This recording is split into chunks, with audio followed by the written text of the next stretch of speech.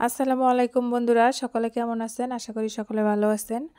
তো এই তো আরও একটি ব্লগ নিয়ে আপনাদের মাঝে হাজির হলাম। দেখতে থাকেন, আশা করি ভালো লাগবে। তো বন্ধুরা, এদিকটায় দেখেন, সকালবেলা আমাদের এলাকায় তো যেহেতু শীতের দিনের ধান কাটা লেগে গেছে, তো আমাদেরও কিছু ধান ছিল, তো ওগুলো আজকে রোদ্রে দিয়েছি। তো এই যে দেখেন, ধানগুলো ছাদে দিয়েছি। এই যে দেখেন, ধানগুলো আমি লাড়তেছি। তো বন্ধুরা, আজকে আপনাদের একটা কথা বলবো। অনেকে আমাকে বন্ধু বানিয়েছে, আবার বন্ধু বানিয়ে আবার ওটা কেটে নিয়েছে। তো এইরকম করার কি দরকার ছিল? যদি বন্ধুই করবেন তাহলে কেন কেটে নিয়েছেন সাবস্ক্রাইবার? তো আমি বুঝি না কেন মানুষ এইরকম করে।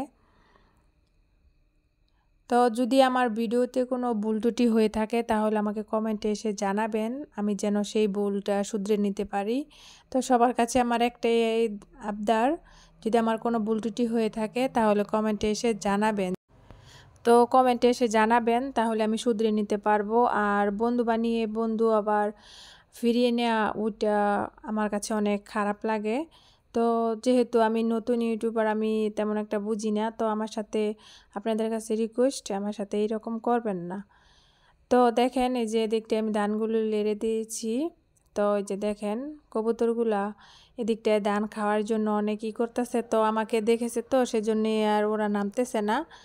তো আমি আপনাদের সাথে কথা বলতে বলতে তারপর আবার দেখি যে যত কবুতর আছে আমার কিংবা আমার জালের, তো সবগুলা কবুতরই দেখেন নিয়ে এই যে ধানের উপরে নেমে তারপরে ধানগুলো খাইতেছে। তো দেখেন, এই যে ধানগুলো খাইতেছে। আমার মনে হয় যদি এরকমভাবে বেশি না ৩-৪ দিন ধান এভাবে ছাদে মেলে দিই, তাহলে মনে হয় কবুতর সব খেয়ে নিবে। এইরকম একটা অবস্থা। তো দেখেন কত কবুতর নামছে, ওগুলা ধানগুলো খাইতেছে। তো এগুলাকে তাড়াতে হবে। তো তারপর আপনাদের একটু দেখাইতেছি আমাদের কবুতরগুলা।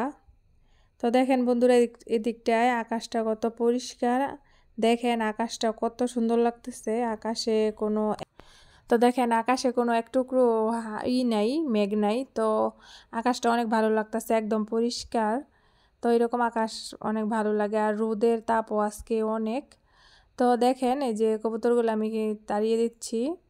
তো ওরা কি আর কথা শোনে? তারপর ওরা আবার আসে ধানগুলো খাওয়ার জন্য। তো দেখেন বন্ধুরা, এদিকটায় আমরা পিকনিক করতেছি বাড়ির সবাই মিলে। তো এই যে দেখেন, ভুনা খিচুড়ি, ওটা আমরা মাটির চুলায় রান্না করছি। মাটি বলতে আমরা গর্ত করে তারপর ইট দিয়ে তারপর রান্না করেছি, যেহেতু বড় হাঁড়ি সেজন্যে। তো এই যে দেখেন, আমাদের ভুনা খিচুড়ি রান্না শেষ। তো আমি এর আগে যেই প্রস্তুতিটা নেওয়া হয়েছিল, তো আমি ওটা করতে পারি নাই, ব্যস্ততার কারণে করতে পারি নাই, সেই জন্য শেষ পর্যায়ে আপনাদের একটু দেখাইলাম। তো দেখেন আমাদের রান্না প্রায় শেষ। তো দেখেন বন্ধুরা, এদিকটায় রান্না শেষ। এই যে আমাদের বাড়ির বাচ্চা কাচ্চারা খেতে বসেছে।